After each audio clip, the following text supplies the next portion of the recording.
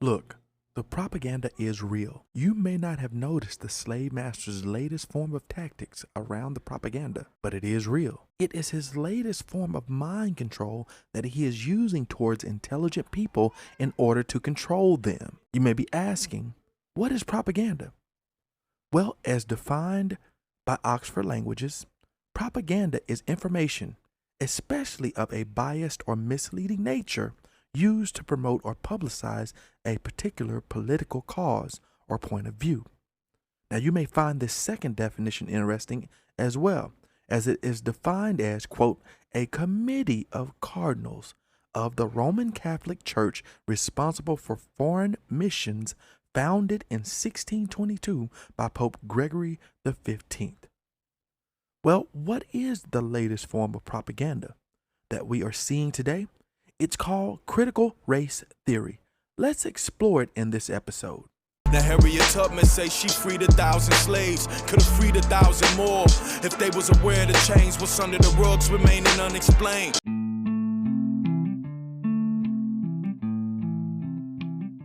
Welcome to the Modern Day Slave podcast. See, the new slavery in these days is mind control. If you control the mind, you can control the people. This podcast is dedicated to the re-education and awareness of our modern influences through the examination of current and historical circumstances that have led to conditions that we now live. Welcome to your freedom.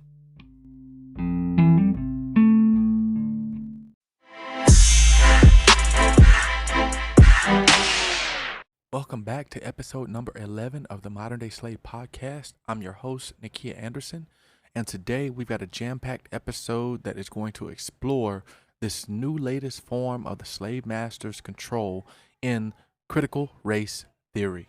I will dive into the history as well as the targets of this latest form of the slave master's control of CRT. So if we're going to properly examine the history of critical race theory, or CRT for short, we need to go back to the 70s. See, this is when a group of scholars decided to come together to study the impacts that systemic racism has on the laws that operate within our society. And amongst this group was Derek Bell, Richard Delgado, Charles Lawrence, Marty Matsuda, and Patricia Williams. See, critical race theory is based on critical theory and derives much of its basis from the works of iconic figures such as Frederick Douglass, Sojourner Truth, and W.E.B. Du Bois, just to name a few. Now, for those who don't know, critical theory is a social philosophy that assesses and critiques a society and culture for the purpose of finding and challenging its power structure. It was officially ordained at the first workshop on critical race theory in 1989, however. For those who know the history, you also know that these series of works were preceded by, and some people classify it as a rework of, the critical legal studies movement, which took place in the 60s and 70s. Now, you also want to make sure to include the fact that during the 60s and 70s, there were plenty of other movements. So a lot of people have asserted that this movement of critical race theory was a spinoff of a lot of those different movements that were going on. We know that the civil rights movement was taking place. We know that the feminine movement was also taking place. So a lot of the things that were included inside of critical race theory were the results of some of the impacts of those movements at the time. That's an important fact. Now, as defined by one of its original founders, William Delgado, in 2017, CRT is, quote, a collection of activists and scholars interested in studying and transforming the relationship amongst race, racism, and power, end quote. As implied in its definition, you can quickly see why it has become so problematic in our society today. Anytime you are threatening or examining the power structure, know that you're going to draw immediate attention from those who are compelled to maintain and uphold the power structure that's currently in place. See, one of the deadliest weapons you can give a person is power. We have seen that in recent history, have we not? See, Martin Luther King knew the significance of power, and this is one of the reasons why he was taken from this place by those in power. Same thing for almost any of the leaders who go against the status quo or go against the power structure of those who want to maintain and will do anything to maintain their power. See, this is why he said in a speech in 1967, quote, "What is needed is a realization that power without love is reckless and abusive, and love without power is sentimental and anemic. Power at its best is love implementing the demands of justice, and justice at its best is power correcting everything that stands against love." End quote. Think about his words. So thus, that 1989 meeting was what started the beginning of the introduction of bills that banned CRT by members of Congress. Now, you may take a look at what's transpiring currently, and you could probably make a good assertion around who those members were, which party they were belonging to. But this was primarily the Republican Party who started introducing these bills to ban CRT. See, that brings about another question. Why would they go to lengths to ban something that simply examines or analyzes what's transpiring in a social construct? It's an interesting question. See, they recognize that CRT and its analysis of the existing laws was a threat to the current power structure because it sought to understand the origins of the laws that created the disparities we see within our society. The same laws that were created by those in power. Think about it like this. History and our modern society tells us that the United States is the world's economic powerhouse. Specifically, if you look at what happened after World War II, this is when America really took off as the powerhouse we see it today from an economic standpoint. This is not the first time that America has taken off as the powerhouse.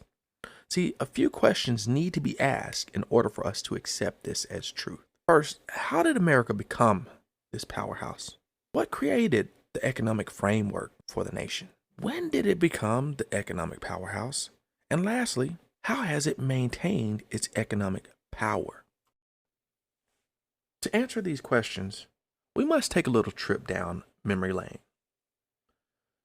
See, in 1492, the inhabited land of Hispaniola was discovered by Christopher Columbus and claimed on behalf of Spain. Fast forward a few years to 1502. This began the first conquest of Juan de Cordoba of Seville, the first merchant to send an African slave to the New World. Now, at the time, restrictions only allowed for 1 to 3 enslaved people being brought to the islands. However, we know that shortly after landing in the islands, disease brought by Columbus and those with him began to ravage the island's population, and this prompted the need for more people. We know that, according to Columbus's second voyage to the New World, he landed in what is considered to be modern-day Puerto Rico. They established the first European colony named Caparra on August 8th of 1508. The enslavement of the native Taínos population would ensue shortly after that. Well, what was the purpose, you may ask yourself? Well, it was mining. See, they had discovered gold. Now, with a lot of the Taíno population dying off due to all those diseases and harsh conditions, the need for more workers increased. So in 1513, we know that the first African slaves began to be brought to the islands. A few years later, 1562, that John Hawkins took his vessel to Sierra Leone on the west coast of Africa. Now, this ship was purchased and commissioned from King Henry VIII by Queen Elizabeth I. Now, John Hawkins took his cousin, Sir Francis Drake, along with him on this journey. Now, for most of you who have studied a little bit of history or can even recall back from history class in high school or in middle school, you've probably heard of both John Hawkins as well as Sir Francis Drake.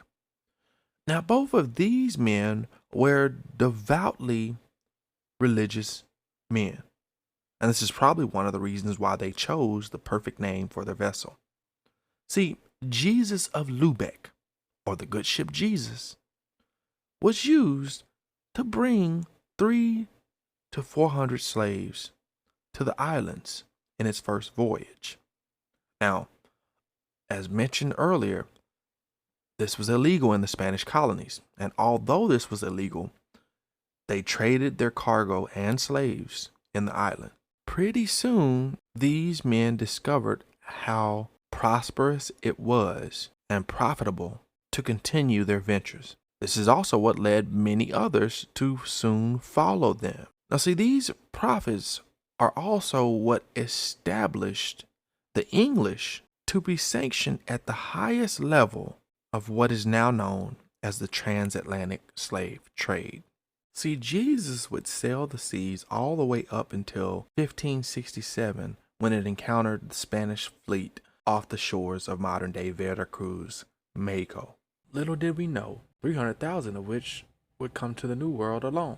Now, 20 years later, in 1587, the first 115 English settlers arrived on Roanoke Island just off the coast of North Carolina. Now, a little bit later on, the first colony in what is considered the coastal United States was established in Jamestown, Virginia in 1607. At this particular time, those original settlers were believed to have relied heavily on the native Creotoans, as was evident from a 2015 archaeological discovery of a British-style pottery, which was found amongst the indigenous remains. Now, why is this evidence important? Well, this evidence shows that there was an early relationship between the settlers and the natives. Historical evidence shows also that the ratio of men to women was 10 to 1. Now, one of the reasons why this was necessary was due to the fact that they needed workers for the land. And since most of the settlers were in debt to their original countries, they had to have some way of becoming debt-free or being released from their original bondage. As mentioned in episode 7, The History of Slavery, in those days, servitude as a form of slavery was common practice in most every civilization worldwide, and so was the conquest for new land. If you haven't already checked out episode 7, please do yourself a favor and go back and examine what transpired that led up to what we see as slavery historically. So let's examine a few facts real quick. Now, according to Wikipedia and Britannica, the political culture thrived during the colonial period. This culture attracted talented, ambitious young men into the New World. See, in the New World, the right to vote in elections was very generous for those who owned a certain amount of property. Back in Britain, however, less than 1% of British men were allowed to vote. But here in the New World, a majority of those that were considered to be free men could exercise their right to cast lots. Now, even though they had the right to vote, there was still favor shown in most elections to the social elite. This is what led the colonies to electing governing bodies, judges, and juries to preside over the many cases that began to flood in as people began to sue each other at a high rate. Now, these newfound freedoms would soon attract a wide range of people from different backgrounds and different cultures to come into the New World and see what this new shiny world is all about. As the population grew and more economic stability became viable, so did the need for more land and more workers. Now, from 1610 all the way up until the American Revolution, it is estimated that the British sent 50 to 120,000 convicts to the colonies, most of which had came as indentured service in order to seek a better and more prosperous life. Now, again, for those who know America, this is what America is built upon. We consider it to be the land of opportunity. Another important reason that the settlers decided to come over was their ability to practice their religion free from persecution. Now, if you think about John Hawkins and Sir Francis Drake, they even took the steps of naming their ship Good Ship Jesus, or Jesus of Lubeck, after the savior of their religion. See, many of these folks even borrowed from their future earnings, aka putting themselves in servitude just to make the journey over. This allowed for them the ability to pay for this expensive journey into the New World. With all of this expansion and new growth, this is what began the fueling of the transatlantic slave trade and the involvement thereof. See, with tobacco becoming the primary cash crop for many of the surviving townships in the New World, land became an important resource for the richer settlers, and so did the need for more indentured servants and slaves.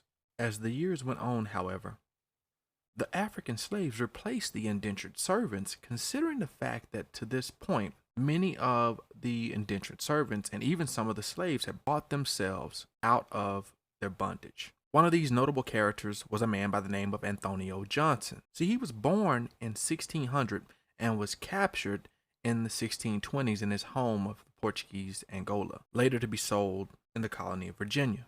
An important fact to note is that he was recorded in the Virginia census of 1624 as a Negro, considering the fact that the term black wasn't used and neither was the term white at this point. Although later on these terms would be used to take his plantation from him and give it to a person of European descent. So let me put that into context for you. I want you to understand that the terms that we use today in order to describe race, the adjectives that people have now used them as nouns of black and white, did not exist during the times of Antonio Johnson, later named as Anthony Johnson. These are important facts for us to be able to even get into why it was necessary for critical race theory to even come about in the first place. See, I want you to understand from a historical standpoint, there was no such thing as the terms we use today of black or white to describe a person's race. Those adjectives that have now become nouns were not used all the way up until this point. We can even see it here, but we'll get into that in just a little bit. Antonio Johnson earned his freedom after several years of labor on a tobacco farm, and he moved him and his wife, Mary, one of the only women on the plantation that he worked on, to Maryland, where they became tobacco farmers. Now, after completing their terms, Antonio changed his name to Anthony, and he purchased his first calf along with 50 acres of land through purchasing 5 contracts of indentured servants. See, at the time, if you purchased those contracts, it allowed the ability for you to receive 50 acres per head. And that's how he accomplished the ability of gaining 250 acres. He would go on to obtain great wealth and become a pioneer of what is considered to be the first Negro community of property owners in this new world. This shows that prior to the slave laws being written into law in 1661, Africans were not officially considered as slaves, or what we consider to be the endurement of slaveship in modern terms. There was still a huge problem throughout the colonies, though. This was a shortage of women. And with the passage of the slave laws, soon after, there would be laws to address this issue as well. Now, I know what you're thinking. How does all this relate to critical race theory? Well, in order for us to properly understand CRT, we must understand the origins of the use of race. Now, as mentioned about this shortage of women, this is what gave rise to the European voting bloc, property-owning European males of the time, to pass laws that would preserve European sovereignty. Now, one thing to note before we move forward is the fact that there was a distinction between England and the New World when it came to indentured servants and slaves. Now, with the population boom in England, indentured servants could marry due to the fact that this would increase the indentured population for the wealthy, since any new birth would increase the pool of workers. Now, one good thing is that the terms for indentured servants were protected under British law. This is an important fact. We'll talk about that in just a little bit. It was different in the New World, however. In the New World, marriage was not allowed for the indentured. And for women who did have children, 7 to 14 years was added onto their endurement, and 1 year for the male. Now, before Bacon's Rebellion, evidence shows that the opportunities were given to free people equally under the law of coverture. Under these laws, any free man could own slaves, just as Anthony Johnson did. They could vote. They could marry women of any nationality. This is important to note before we get into how the problems mentioned earlier would eventually be solved. It is also important to note the role of women at the time. In marriage, the man and woman became one, giving the man full control over the woman's sovereignty. All of this according to Sir William Blackstone, aka Barrister Blackstone, an English jurist, judge, and Tory politician in the 18th century. See, he wrote some commentaries on the laws of England and specifically talked about the law of coverture, where he described as women belonging to the men, them being the men's property, which means the man had sovereignty over them. This essentially made the woman property of the male, and then any children that were born to them were property up until about their 20s or so. Now, I want you to think about it like this. As a plantation owner, aka a property owner, think about the voting block. One of the best ways to increase property was through marriage and then having children afterwards.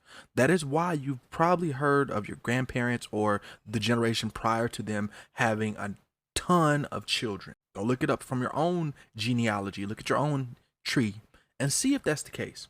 Now, this is not always, not saying that every single case was like this, but this was the majority. We have also discussed the fact that a majority of people in the colonies at this point were workers. This is one of the primary reasons why a majority of them came over, were to be workers and to have the opportunities of freedom, liberty, and justice, some of the founding principles of this nation. Historical records from the time show that about 10% of people owned property. Now, again, you can only imagine at this point what the goal of the property owner would become.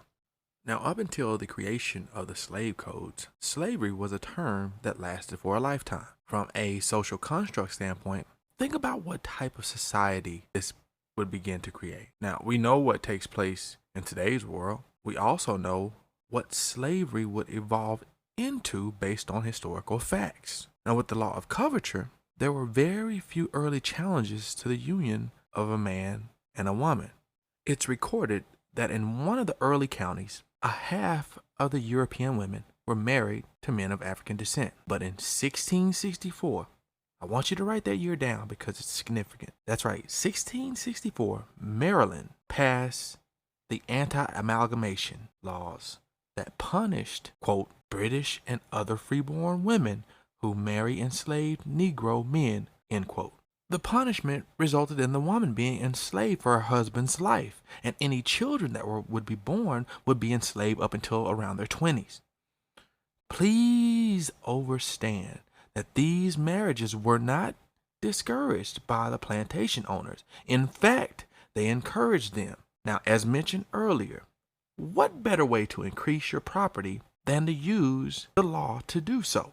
Please discern the targets here. What was the goal? What was the objective? I want you to also understand who would not be impacted as a result of these changes. Here's another key point. Now, according to the writings of the law, white and black did not exist, although Negro was used as a term. There was, however, a clear distinction made between those of European descent and the so-called Negro, and this established what is referred to today as the Slave Code.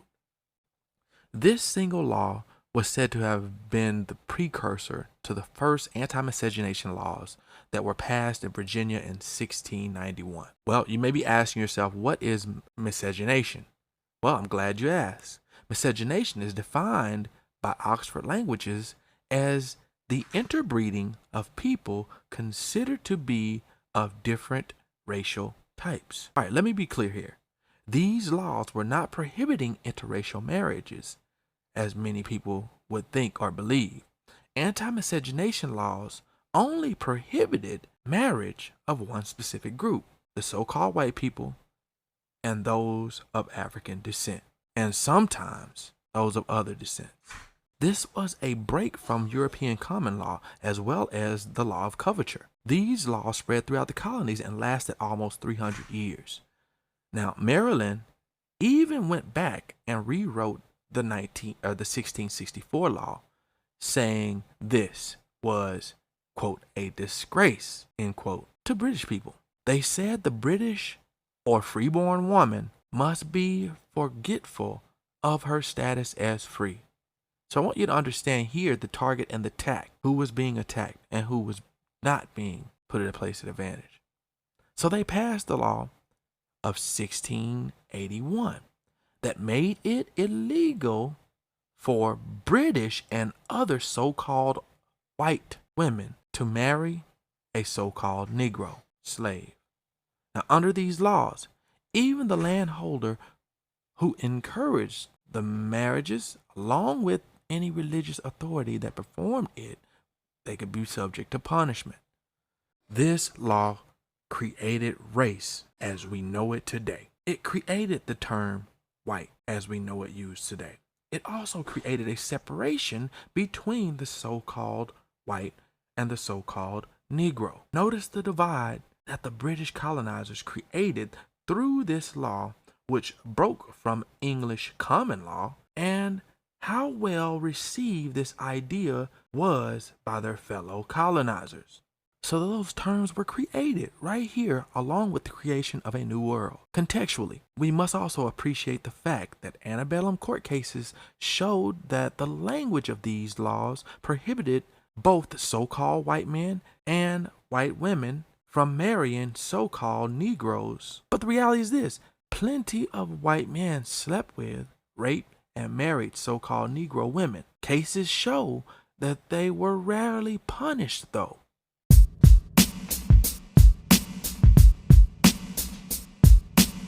So what led up to all of these changes? Bacon's Rebellion. That's what led up to all these laws being created. Now, as mentioned earlier, one of the breaks with the common law of England was that the colonizers saw slavery as a long-term assignment, breaking from the customs of the nations they came from and came in the name of. Now, when they first came here, they faced challenges early on that almost took them out altogether. One, they had food shortages. Remember earlier I told you about them having to rely on the native tribes. The diseases, the harsh conditions, all of this resulted in a population decline. This led to a shortage of workers, and those who originally came over began to die out. Those that remained became frustrated with, and as a result, they began to impose harsher terms on the workers who were already here. Now, the smallest of violations would result in a significant extension to their endurement. Even those who did earn their freedom became frustrated because the king was favoring his buddies with the giving and declaration of land, creating a shortage of opportunities for the newly freed man to become a property owner. All of these things exacerbated the frustrations with the taxes going up. Things from 1664 to 1676 began to boil over. Nathaniel Bacon quickly found other disgruntled workers, and they came together for a declaration of the people, which listed 8 complaints amongst the people of Virginia. Now, no longer was there opportunities as lucrative as they were in the past, that as slaves and former slaves faced harsher conditions and punishments, and the freed man faced lesser opportunities to build a solid future. So this took place in 2 phases. In the first phase, those of African, and in the second phase, they fought against the British ruling elite. Now, although England sent troops and would eventually win this year-long battle, they made significant impacts on the power structure. Now, it was after this point that the creation of the so-called white people took place. European pale skin was referred to as white, setting up a multitude of privileges for this group at the time. Keep in mind all that we've talked about and discussed so far in this episode. It did the opposite now, however, for those outside of this new classification. Thus, it created a new way to divide.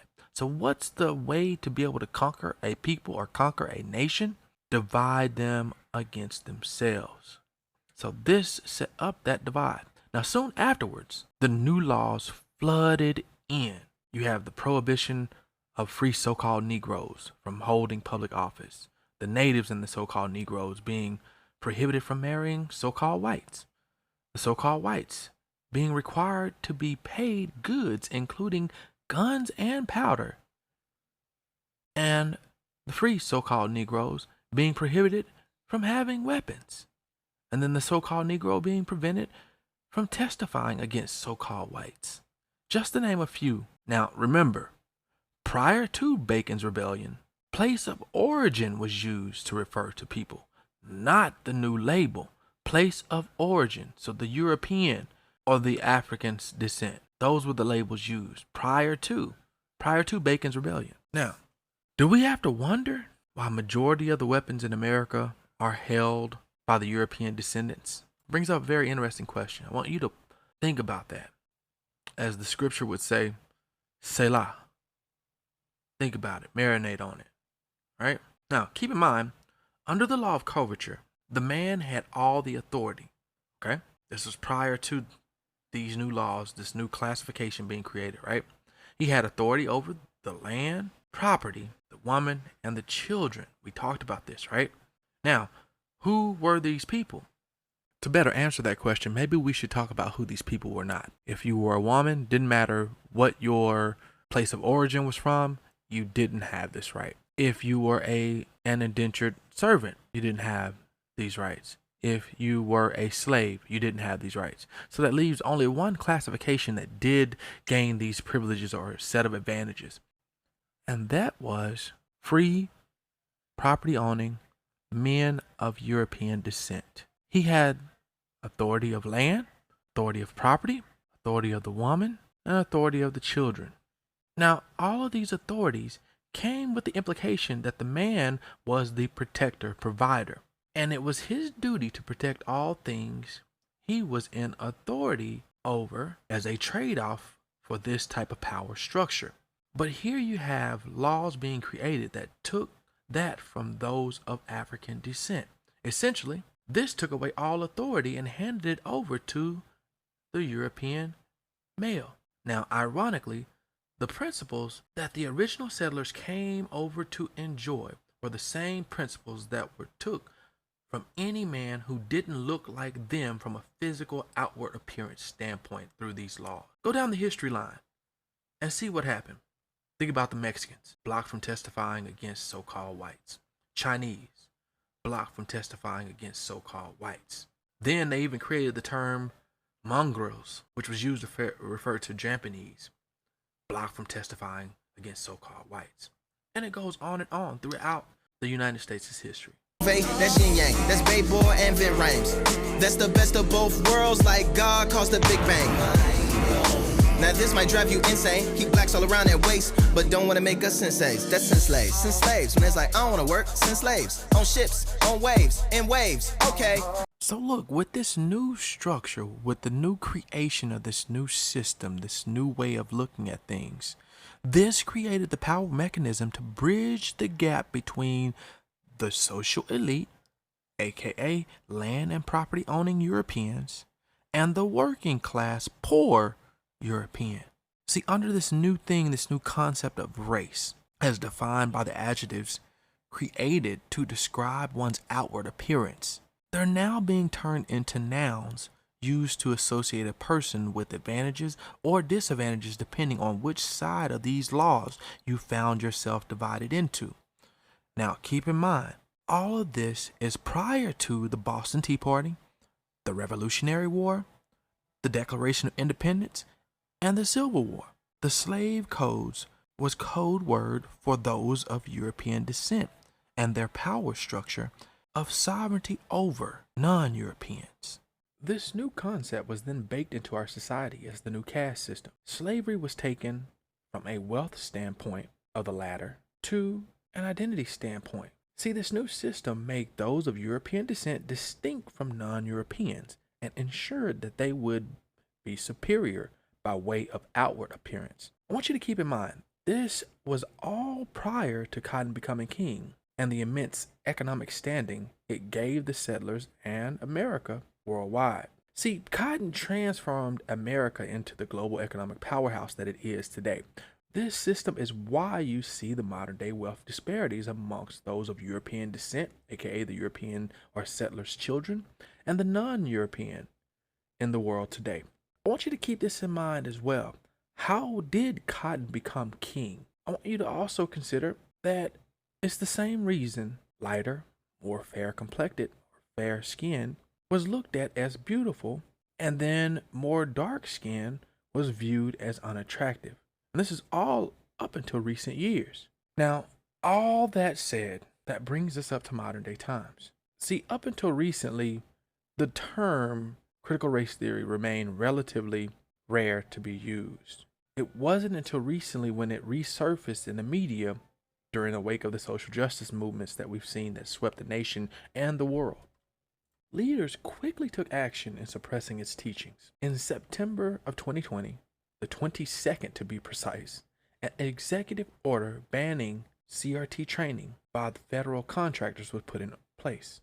It has now become the buzzword that is used by those who attempt to funnel everything that is historically offensive to the power structure of the status quo of the privileged under a single umbrella. What do we know? Race, since its creation back in 1681, has been used to build the systems and the institutions that operate and dominate our society. Race was introduced by the colonizers as a tool to enforce their sovereignty over those who look different from them, thus creating a system built on the preservation of those alleged advantages. And now that critical race theory attempts to examine their power structure, there has been attempts to attack CRT itself. Meanwhile, these attacks allow them to ignore facts, history, and truth in order to sustain their power and control over the people. I want you to think about it like this. If I'm too lazy to work, why not just get someone to do it for me? If I'm not talented enough, I'll just hire someone who is, and then stand over them. Know this. The tactics that you're seeing in the media when it comes to critical race theory and how they're funneling everything through, these are not new tactics. I need you to understand that. It's the old find the common denominator used by the old Kemet mathematicians when reducing fractions. See, if you can reduce the substance of a movement down to just a few things or down to one topic, you can easily sweep it under the rug. It's just like sweeping a large area. What do you do first? You canvas the entire room into an easily manageable pile. You then take your dustpan and sweep all of the pile onto your dustpan. Then you can discard of all of the unwanted specks.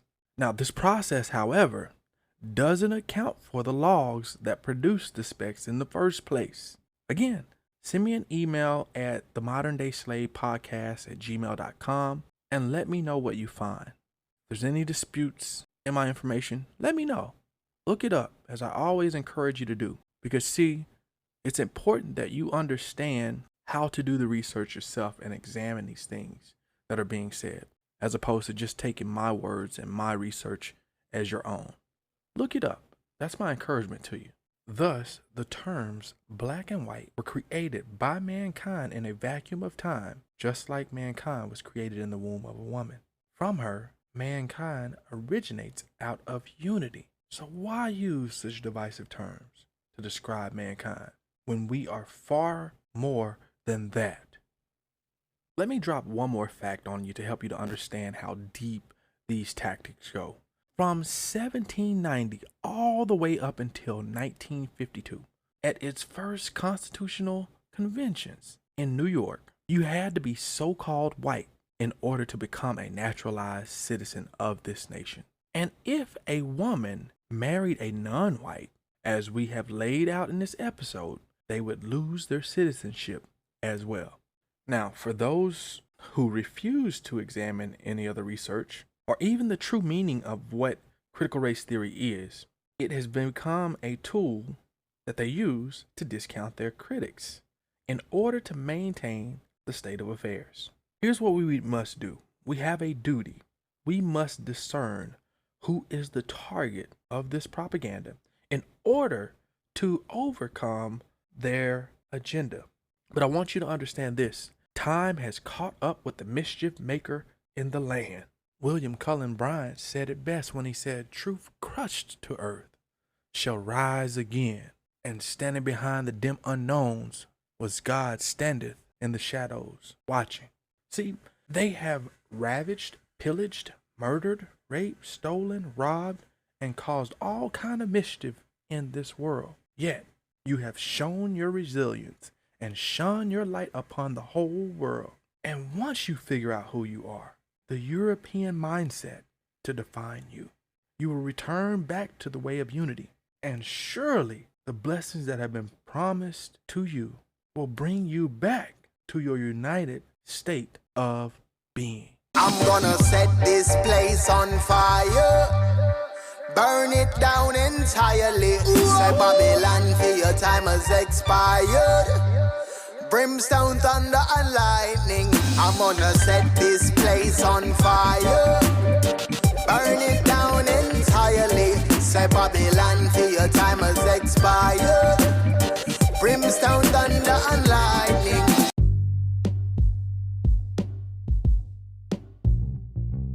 The slave master loses the moment we start to recognize that we're on the plantation. When he continues to put his yoke of bondage out in plain sight for you and you ignore it by not feeding into the trap that he's laid before you, you then win your freedom. Welcome to your freedom.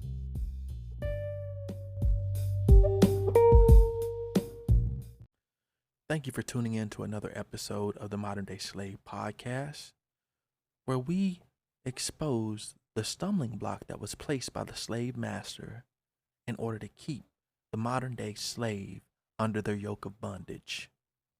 You have just been freed. Welcome to your freedom.